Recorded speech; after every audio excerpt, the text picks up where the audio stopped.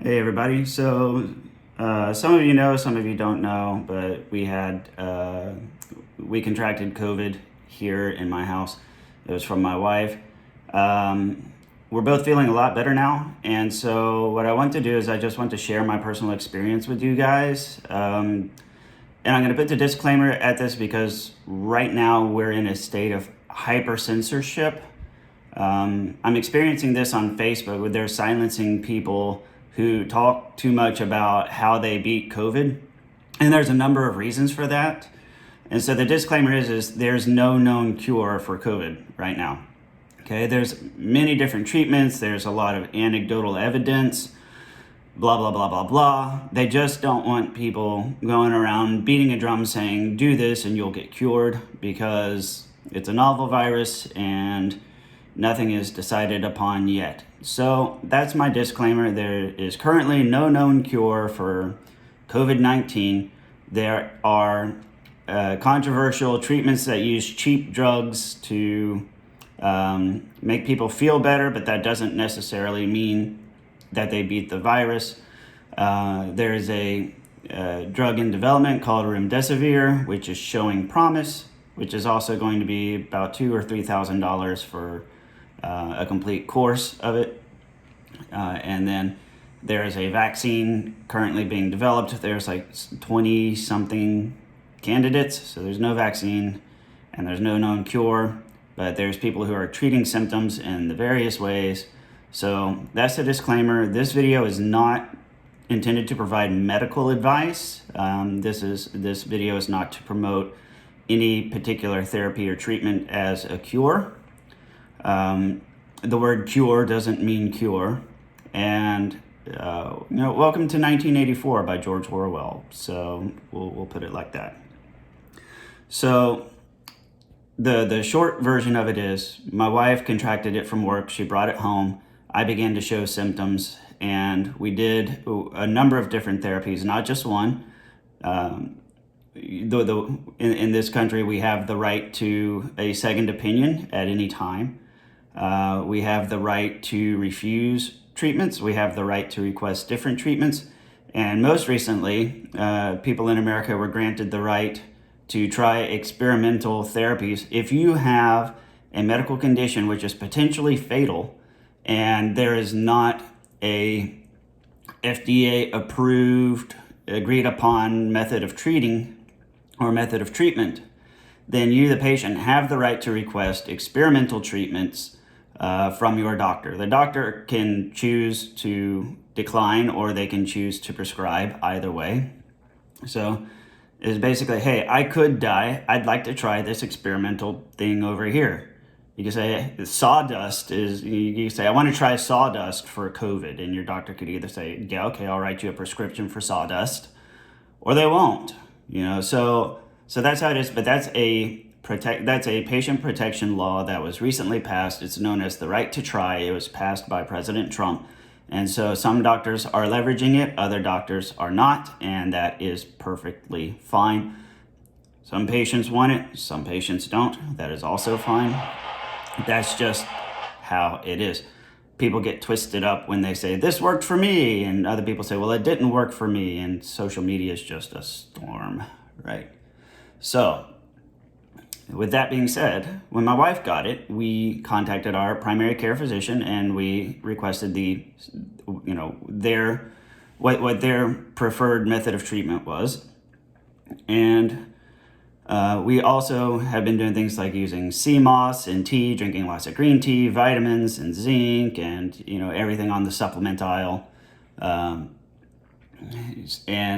using Vicks VapoRub. Something that seemed to work really well was to boil water, like on the stove, on a flame if you have a gas burner, and really, really, really boil the hell out of it. The expression here in Texas is boil it until it sounds like the devil's fucking the kettle, right? So keep that in mind. That's my walkie-talkie. Get really, really hot water and then drop some Vicks into it, Vicks VapoRub, and breathe that in as deep into your lungs as you can. It's cheap and it works really well.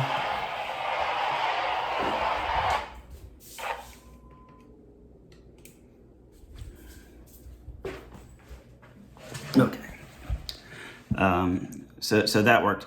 The other thing is that there's a doctor in West Texas who is saying that using corticosteroids such as Pulmicort, Pulmicort, helps tremendously with keeping the airways open, keeping it easy to breathe, expectorating phlegm, that kind of stuff. And so we also requested Pulmicort. Now, the thing about corticosteroids, they're usually prescribed in an inhaler, like for kids with asthma, where it's like, right, that kind of thing. Yeah, freeze frame. I'll have to see if I can put that as the video thumbnail. Now, the inhaler is not really the best way of taking it. The best way of taking it is with a nebulizer machine. However, those are expensive. When we went to purchase one from the pharmacy, it was something like $400 or $500 US, right? Which, thanks to the GDP, that would be the equivalent of like $1.75 in 2019 dollars. But the nebulizer machines can get kind of expensive. The doctor's advice was get the nebulizer, take it through the nebulizer. It's more expensive, but so is a hospital bill in America, right? So we did that. On the first round of Pulmicort, my wife was able to expectorate a softball out of her lungs, so that worked really well. However, over the last 2.5 weeks, every day her condition would be slightly worse than the day before, and this is taking zinc, vitamin C, sea moss, mushroom extracts of lion's mane and reishi and chaga and cordyceps and all these other Asian mushrooms, right? I mean, we threw the kitchen sink at it. And so for the most part, her condition was fairly stable, but just slowly getting worse, like every single day.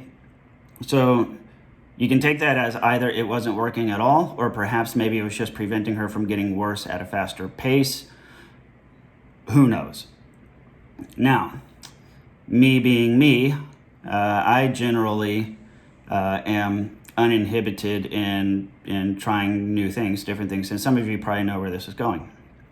It was about a week or 2 weeks ago, July 27th, I think. So about a week ago. I think all of us had our imaginations captured by the image of a bunch of doctors standing on the steps of the U.S. Supreme Court, talking about controversial treatments, talking about opening schools, that kind of stuff. And I'll tell you what I think. I thought it was misinformation. My wife was watching it, and I told her to ignore it. People at work people she used to work with were all about it, and I was like, well, no, because generally if it sounds too good to be true, it probably is. And so, but me being me also, I was like, okay, well, let's watch this and let's see exactly what they are saying and fact check it. So one doctor, the one that captured everybody's imagination, was Dr. Stella Emanuel, claiming that hydroxychloroquine was a cure for COVID-19. And again, there is no known cure for COVID-19. Hydroxychloroquine is not proven to be effective, right? So that's my disclaimer. Because if you talk about saying that it works, then you can get censored and get your stuff removed. So it's not a known cure, okay? And I don't want my video to be removed. But what caught my attention about her was when she said that she practices medicine in Houston, Texas, which is where I live. And so I looked it up, and her practice is like 10 minutes from where I live. And so I began posting about this on Facebook. And we had some extended family members that said, we use that clinic. We have used that clinic for years, but it was under Dr. Takase, otherwise known as Dr. T, who recently passed away earlier this year and left the clinic in her charge. So, okay, so it's been around for a while. My extended family has been using this clinic. They've met her. They said that they've never had any issues with her, that she's always great, always wonderful, and that they're still going to continue using the clinic. Political views were not discussed. So, I decided, at a minimum, let me at least just go down there, get a second opinion, and evaluate what I think. And so I did. I set up a virtual appointment And I spoke with their staff there. I told them my symptoms. I told them my situation, that my wife is definitely positive. I'm starting to feel some symptoms. I can't come in there to see them in person because I have 2 children. As of right now, they're not symptomatic, and I'm not going to go trying to drag a 4 and a 5-year-old around with a pandemic going on. I need a virtual consultation. And so I did. And it cost $180 to have a virtual consultation, which is not that expensive, right? Certainly not compared to a hospital bill. They did not accept insurance. They're kind of a small practice. They're one of these shops, people call them quack shacks or doc in a box, where it's just like a shopping center suite, very small clinic, but still a licensed medical doctor, right? So they gave me my prescriptions, and I did a lot of research, and I decided that I would just try taking them a little bit at a time. So instead of taking 2 pills at once or 4 pills at once, I would take one, wait an hour, take another one, wait an hour, and stagger it throughout the day. Well, I took them in, and I started to feel better, and no real serious side effects. And so the following day, my wife decided that she wanted to go down the same route. So she went, and whenever she went, they gave her an injection of a medicine that she couldn't remember the name of, and that's important. I'll tell you the name later. I want to present this in the manner in which things unfolded. So they gave her an injection in the butt, and it was very, very painful, and it made her feel uneasy. It made her feel dizzy. It did a number on her. She left the clinic. She went. She got her prescriptions filled. All in all, it was around about a 3-hour adventure to go to the clinic, get seen, get her medications, and come home. By the time she came home, she wasn't feeling well at all. And she came home and she immediately passed out in bed and fell asleep. She woke up. She felt even worse. She went back to sleep. And so then around 7 o'clock in the evening, she said, okay, I'm going to go ahead and take these 2 medications, which are considered experimental at this time and not a cure. And I said, okay. So she took 2 pills of one, 2 pills of another. By 9 o'clock, she called me and she says, I don't feel good. I feel like something is wrong. And I said, well, how do you feel? And she says, well, I'm dizzy. I'm lightheaded. I feel like something's wrong. I feel like something here, like here. She says, I said, is it painful? Do you have like chest pain? And she's like, no, it's not pain. It's just, I can't describe it. I was like, is it like a discomfort? And she says like, well, maybe. And so I asked the typical question, does it feel like you have a toddler standing on your chest or laying on your chest? And she said, yes. But whenever I went to I went to drugs.com, and they had this big advisory of, if you're taking H plus Z, we'll say, that and if you have any of the following symptoms, to seek emergency treatment right away. Well, so I don't play around. So I dialed emergency services. In America, that's 911, and I requested an ambulance. We told them that we're COVID positive. They said, please step outside whenever the ambulance arrives. We don't want our EMTs coming into your house. We want to avoid cross-contamination. So we went into the ambulance. They checked her vitals. They did an EKG on her heart. They checked her pulse. They checked her pulse oximetry, her oxygen levels. They checked her blood pressure, and everything was normal. Everything was fine. There were no measurable effects, and that's key because for what comes in a minute.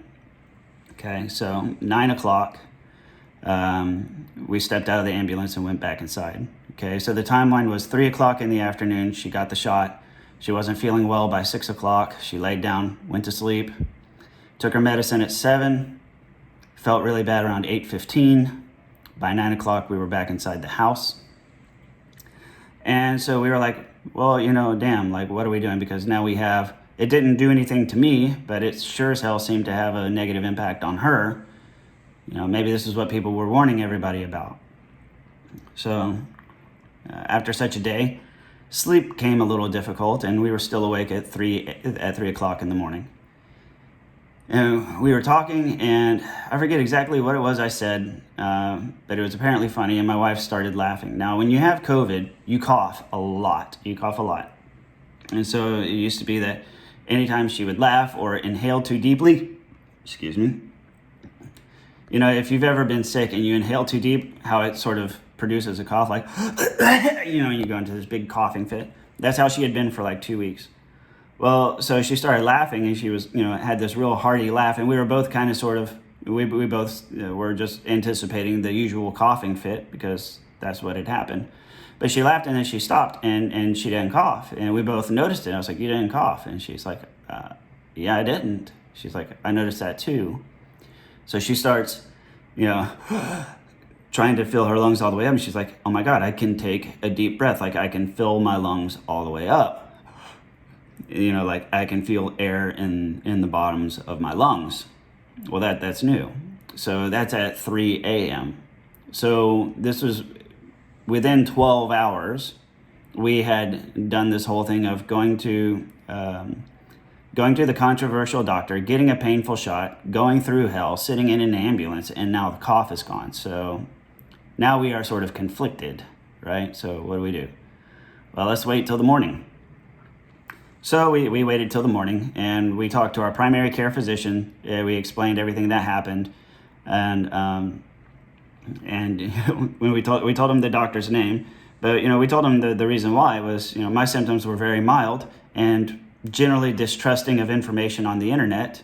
I went and I blazed the trail, and I started it, and I was fine. And so then she followed suit, and not so much. And so the doctor said, "Well, what was it that they injected you with?" And she was like, "Well, I don't really know. They didn't tell me." And he was like, "Well, look at your visit summary." She's like, "Well, they didn't really give me a printout." It's like, they didn't give you one, or did you leave it? Did you forget it? Or did it just sort of slip everybody's mind? She said, "Well, I don't know. I don't know the name of it. I don't know what they injected into me." And the doctor was like, well, you need to find out. Because it sounds to me like you were experiencing side effects of that injection. So figure that out. And so we called the clinic and got the name. It's an antibiotic called Rocephin, Rocephin. And it has a reputation for being a pretty rough antibiotic to be taking. We mentioned it on Facebook, and a lot of our friends sounded off like, "Oh my God, yeah, I've had that shot before, and oh my God, it's hell," right? In looking at the side effects of Rocephin, the common side effects exactly match the severe indications of taking the controversial treatment, which is not a cure, because there is no known cure for COVID-19. And so the fact that we did not know what she had been injected with, I had presumed that it was antibiotics, and we've all had an antibiotic shot, presumably, but never had anything quite that severe happen. I had just sort of dismissed in my mind that it could have anything to do with the shot, right? Well, hooray. But we didn't know what it was anyways. So the situation we found is that she had this shot, and she had taken the controversial medication. And by the recommendation of our primary care physician, he said, "You know what? Why don't you just put the controversial treatment on pause, because you can always start it up later. And if you've turned the corner," because we told him that she was no longer coughing and that she had turned around in 12 hours. And he says, "Well, it sounds like you are on the mend. And if you are on the mend, then you'll probably continue to improve with or without the controversial treatment." Okay, so we'll wait. And so that was our plan. So the situation now is that, what was it? What caused the side effects that precipitated the call to 911? Was it the antibiotic, or was it the other controversial, not a cure treatment? And so we had to make a determination. And so this is how I determine what it was or what it is not. And this is just my opinion, okay? The controversial treatment, when it manifests its severe symptoms, is due to heart arrhythmia, is due to elevated pulse, elevated blood pressure, things that are measurable, okay? So measurable impacts like blood pressure, pulse, oximetry, EKG, like there's heart arrhythmia, okay? She didn't have any of those in the ambulance. Her pulse was normal. Her blood pressure was normal. Her oximetry was normal. Her EKG was normal. So if you have two medications that have similar outward expressions, but different inward expressions, then you can make a judgment call on that. And so in my opinion, she was experiencing the side effects of the antibiotic, because the antibiotic does not appear to affect vital signs. The controversial treatment does. Plus, with all of our friends sounding off saying that they had taken that antibiotic and that it was absolute hell, that kind of sort of also contributes, okay? So she has since continued the controversial, not a cure treatment from the controversial doctor, from the controversial video, as have I. And we're fine. 3 days, and she's not coughing, no headaches, none of the symptoms, completely asymptomatic. Now that doesn't mean that we're not still infected. It just means that we're both asymptomatic. Now, take that for what you will. We're still treating it as if we are asymptomatic carriers, because that's the safe assumption, right? You want to make happy mistakes, not tragic mistakes, okay? You want to use your head. If you're gonna do something that's controversial and not standard practice medicine, you want to really, really think about what you're doing and take great responsibility and great care with what you are doing. I can tell you that 2.5 weeks of standard treatments, we're not getting any results except for a slow decline. Now that could be, take it however you want. It could just be that it was slowing down what would have been a much faster decline, or it could just be that it wasn't effective at all.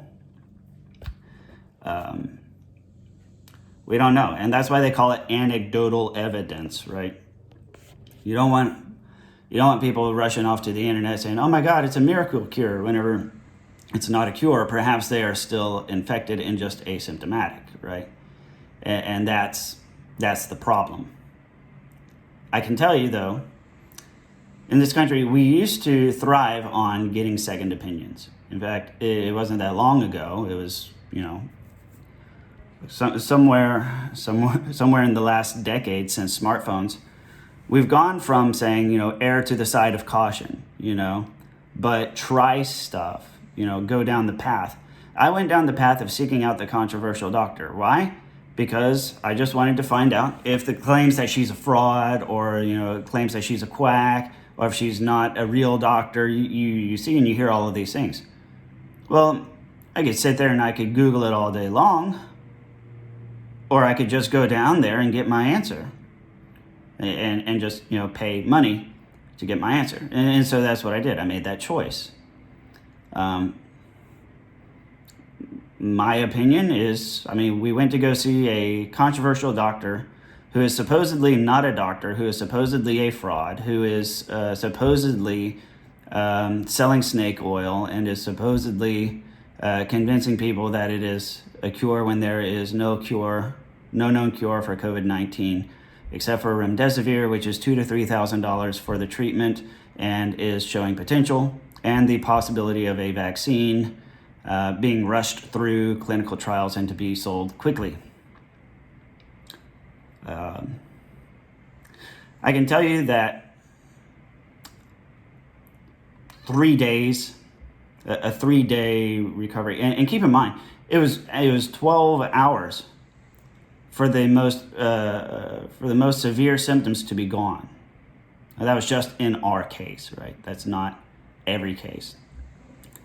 within 12 hours. Within 24 hours, the only discomfort she had was, generally it just felt like she had some tough phlegm, like right here.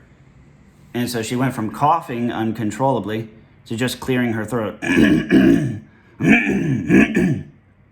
You know, and because of the sensation of having some stubborn phlegm. And this was while she had paused the controversial treatment. Upon resuming the controversial treatment, the rest of it subsided.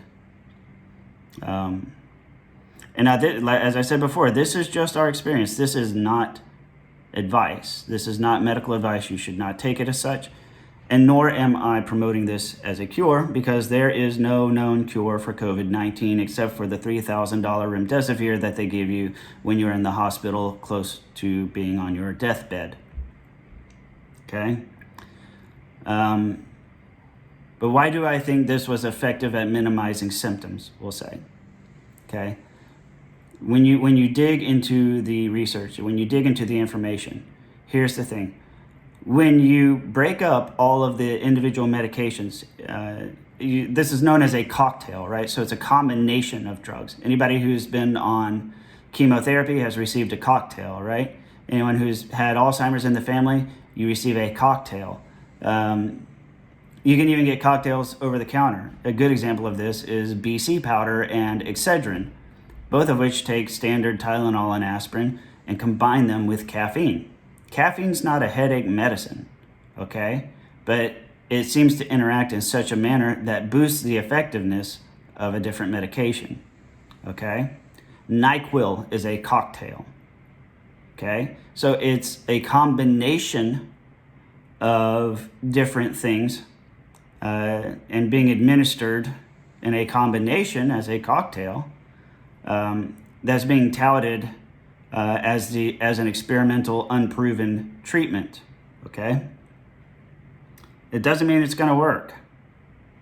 It just means that some people believe it does. I would be one of those people. But that is just my opinion, and I'm not here to give medical advice because there's no known cure. And I say these things because I have to. Because if I don't, my information gets removed. And I'm under heavy censorship on Facebook. Everything I post gets pre-approved now. Nothing I post gets posted right away. It's now a long delay of about a minute before anything I say appears. If I provide links, they do not get shared. If I provide links to my personal files on Google Drive, they do not get shared. If I just post simple text with a photo, it takes about a minute. Anything I post that talks about the controversial treatment being effective for me, or anything about my personal experiences, gets removed. Even though I'm not just, I'm not sharing blog articles. I'm not being combative. I'm saying that this is what me and my family did, and these were the results that we experienced. And they are labeling my personal experiences and my personal testimonies and my retelling of things as false misinformation, as if they know more about my life than I do, which is kind of a sad state of affairs.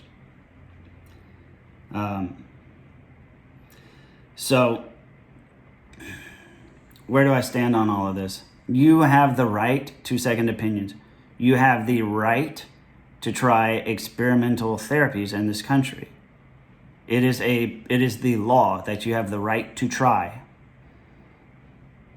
If the standard treatment's not working well for you, try it. You have the right to try something else if you wish. And that's what I did.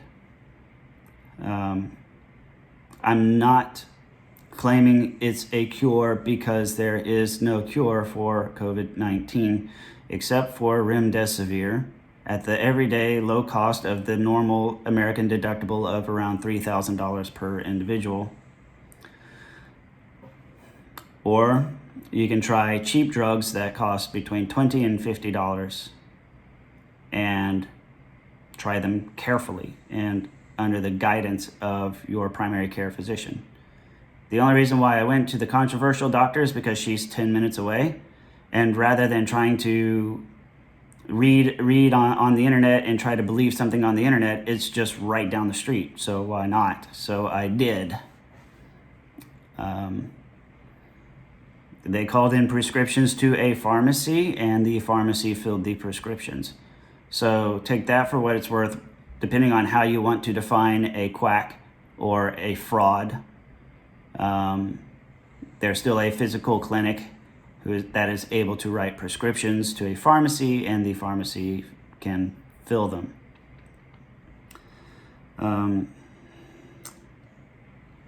What else? Don't believe everything you read. That goes two ways. Try the standard treatments. Try the things that have legitimate double-blind studies, supporting them. If it doesn't work, you have the right to try something experimental. That is your right. You don't have to, and I'm not telling you to do it. I'm just saying you have the right to do it. I exercised my right, and that's what I can say about it.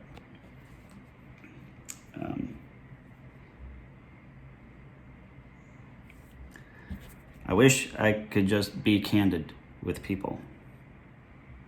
I can't. I'm not allowed to. That's really upsetting. There was something else I was going to say, but my brain is like an Etch-a-Sketch.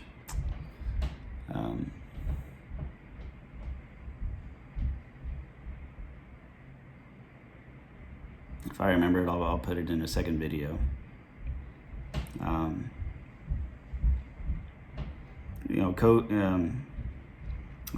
talk about how my wife got COVID.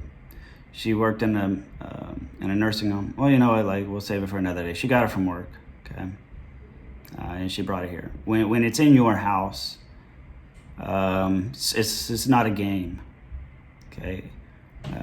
Coronavirus is not a hoax. It's not a game. When you have it inside your home, it gets real very quickly. When you spend 2.5 weeks watching your wife slowly decline and slowly losing hope and slowly losing her humanity. I haven't been able to hug her in a month because we started quarantining at the beginning of July, and it's now August.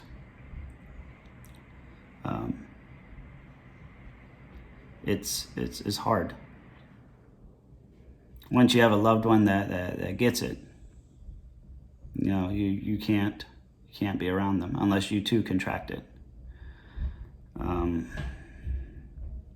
It's hard. It is hard. So, as always, thank you guys for watching. Please like, comment, or share, and I'll see you on the next video.